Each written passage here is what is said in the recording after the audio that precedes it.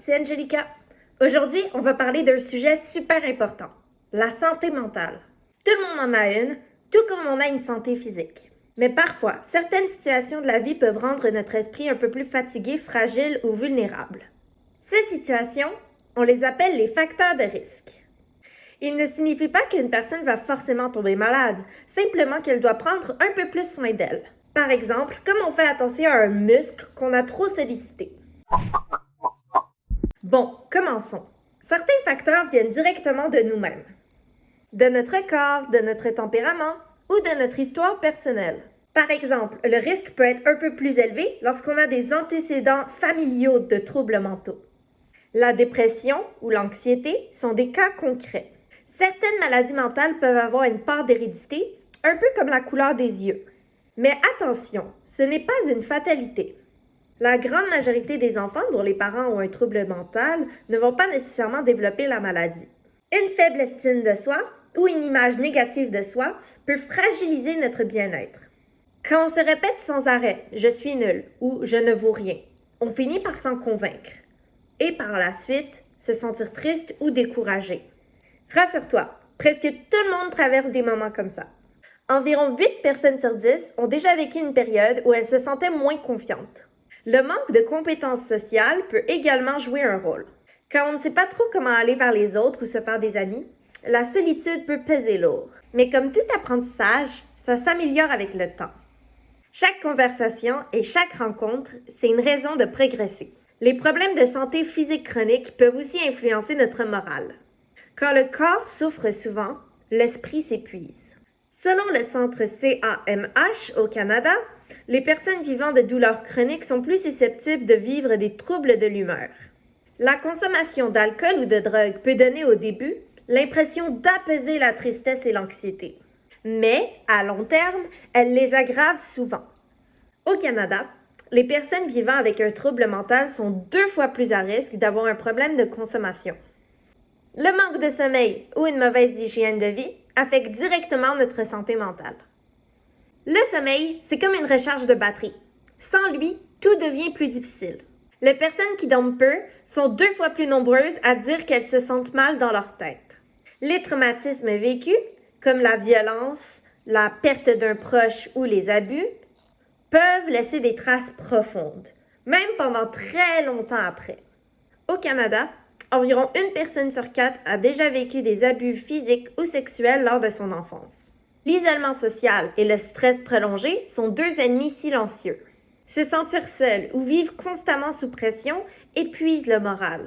Plus d'un tiers des adultes canadiens disent vivre un stress constant. Le climat familial joue un rôle essentiel dans la santé mentale. Un environnement tendu, avec des disputes fréquentes ou un manque de communication, peut fragiliser le sentiment de sécurité. Dans ces moments-là, parler à un adulte de confiance aide énormément. Le manque d'attention et de soutien peut aussi donner l'impression de ne pas être important. Pourtant, tout le monde mérite d'être écouté et compris. La violence ou la négligence, qu'elle soit physique, verbale ou émotionnelle, laisse des blessures profondes. Au Canada, environ 6 enfants sur 10 ont déjà vécu une forme de maltraitance non physique. Parfois, un parent ayant lui-même des difficultés de santé mentale peut rendre le climat beaucoup plus difficile, le climat familial. Et enfin, la perte d'un proche ou la séparation parentale peut provoquer beaucoup d'anxiété ou de tristesse. Certains contextes scolaires ou professionnels peuvent devenir des véritables sources de stress. Le harcèlement, qu'il soit physique, verbal ou en ligne, est l'un des plus grands facteurs de risque. Être rejeté, insulté ou humilié détruit peu à peu la confiance en soi. Les personnes victimes d'harcèlement ont jusqu'à 5 fois plus de risques de développer de l'anxiété. En parler à un adulte est essentiel pour briser le silence. Un excès de travail ou une pression de performance constante peut aussi être difficile à vivre. Apprendre à dire « j'ai besoin d'une pause » est un acte de courage et non de faiblesse. Les échecs scolaires ou les difficultés d'apprentissage ne définissent jamais la valeur d'une personne. Rater un examen ne veut pas dire qu'on est bête. Avec de l'aide, tout le monde peut réussir à son rythme. Et puis, le manque de reconnaissance est souvent sous-estimé. Travailler fort sans que personne ne le remarque, c'est décourageant. Alors, pense à te féliciter toi-même, même pour les petites victoires. La société autour de nous influence aussi notre santé mentale. Les médias sociaux, par exemple, peuvent amplifier le sentiment d'insatisfaction. En se comparant aux autres, on oublie souvent que ce qu'on voit en ligne n'est pas la réalité complète. La discrimination et le rejet font énormément de mal. Être jugé pour sa couleur de peau, son genre ou qui on aime blesse énormément. Les jeunes de la communauté LGBTQ sont, selon les études, beaucoup plus à risque de vivre de l'anxiété ou de la dépression. Mais, rappelons-le, personne ne mérite d'être rejeté pour ce qu'il est. La pauvreté ou le manque de logement crée aussi beaucoup d'angoisse. 3 personnes sur 4 vivant dans la rue au Canada souffrent de troubles de santé mentale. Et quand on n'a pas accès aux soins, c'est encore plus difficile. Environ 1 Canadien sur 3 qui aurait besoin d'aide psychologique n'en reçoit pas.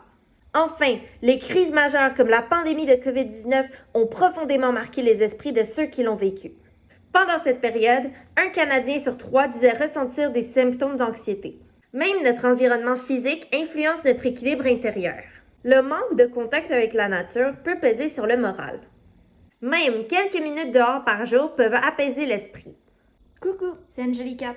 Je suis en train de faire le editing de la vidéo et j'ai constaté que j'ai oublié de vous dire qu'il est important de noter que même si quelqu'un est prédisposé à une maladie mentale, ses saines habitudes de vie peuvent s'assurer de le protéger et même faire en sorte qu'il ne développera pas cette maladie.